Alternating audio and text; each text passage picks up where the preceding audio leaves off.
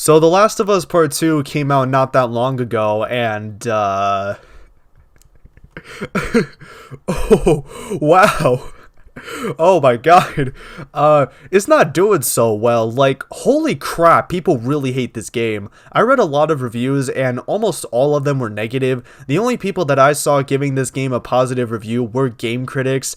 But then again, they always give positive reviews to pretty much any game that comes out. It's either that or Neil Cuckman gave all the game critics very good blowjobs. I've also seen very few people, like 5 at most, that were not game critics and said the game was good.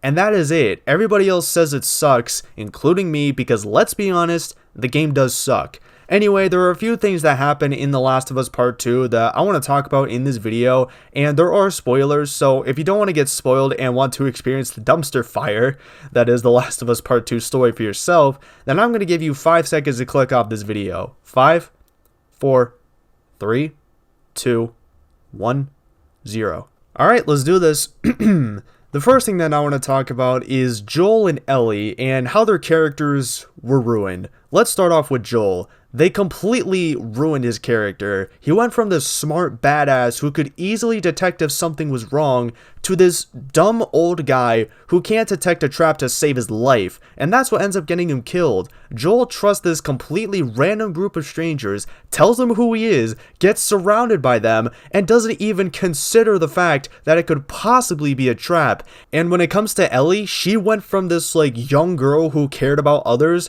to this revenge fanatic. As soon as Joel is murdered at the hands of Abby, she suddenly becomes obsessed with getting revenge, and that's all she cares about. Well, that and Dina, obviously, but that's pretty much the rest of the game, is you going after the people that killed Joel. Now, going off of what I just said is the second thing that I want to talk about, and that is the plot. The plot is terrible. Instead of it continuing to be this story about two people struggling to survive the zombie apocalypse, it becomes this typical revenge story. The first couple hours of the game is setting everything up, introducing you to the characters, what's going on, what's happened, etc.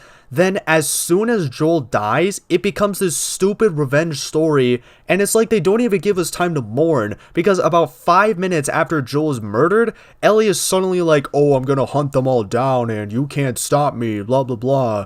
And from then on, it constantly pushes the exact same theme of revenge is bad and you shouldn't take revenge, it leads you down this dark path and everybody you know gets hurt, so don't take revenge whatever you do. But the third thing, and okay, this is what pissed me off the most, was the fact that Ellie did not kill Abby. So you mean to tell me that Ellie goes on this entire journey to kill the people who did Joel wrong and doesn't kill the person who's most responsible? Like, what? And do you want to know why Ellie doesn't kill Abby? It's not because she gets severely injured in the process or something like that. Oh no. What happens is Ellie starts drowning Abby, and while she has this random flashback of Joel playing the guitar and then lets her go. Because again, revenge is bad.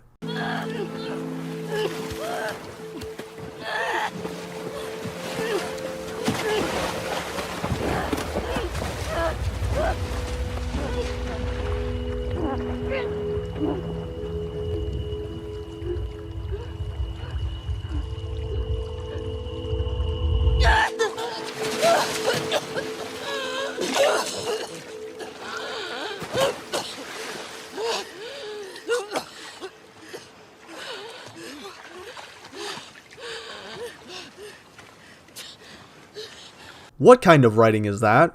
Like, that makes no sense. It's like if Gohan didn't kill Cell in the end because of a flashback that he had. And it's not like they give us a choice either. I would have been perfectly fine if you could decide to either kill Abby or let her live, but nope, you let her live because yet again, revenge is bad.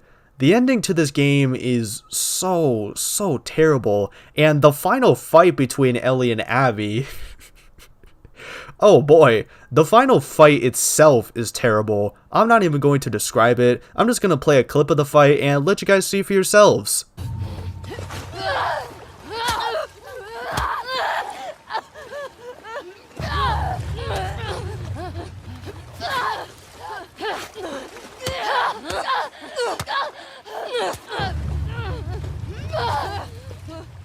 Yup, that's basically the legendary final duel between an angry It's Ma'am and Ellie. Oh my god, but all in all, this game is a complete dumpster fire, and the only good thing that I will say about this game is that it looks amazing. The graphics are great. And speaking of graphics, I feel like Naughty Dog spent more time working on the graphics than the actual story, and it clearly shows because the graphics are gorgeous, but the story is terrible, and it really begs the question, we seriously waited 4 years for this? Another thing is, Neil Cuckman or whoever was in charge of writing the story should be fired. Get them the hell out of Naughty Dog, because if this is the best that they can come up with, they should be fired or at least move to another position, because I've seen better storytelling and characters in a porn video. I also feel really bad for the people who didn't see the leaks and paid $60 for this game. Like, I was going to buy this game, but then I saw the leaks and I was like, bro, screw getting The Last of Us, I'm getting Doom Eternal instead. And that's what I did. Anyways, I could go on for a while about how this game was a giant letdown, but I feel like I've said enough. This whole game was, again, a complete dumpster fire, and it would have been much better if Naughty Dog never made this game in the first place. I also feel like Naughty Dog knew the game was horrible, and that's why they kept delaying it, just so that way they can milk it as much as humanly possible before releasing it. And with that being said, that is all the time I have for this video. If you guys enjoyed, don't forget to leave a like down below. Thank you for the recent support on the channel, it means a lot to me, and I will see you guys in the next video. Bye!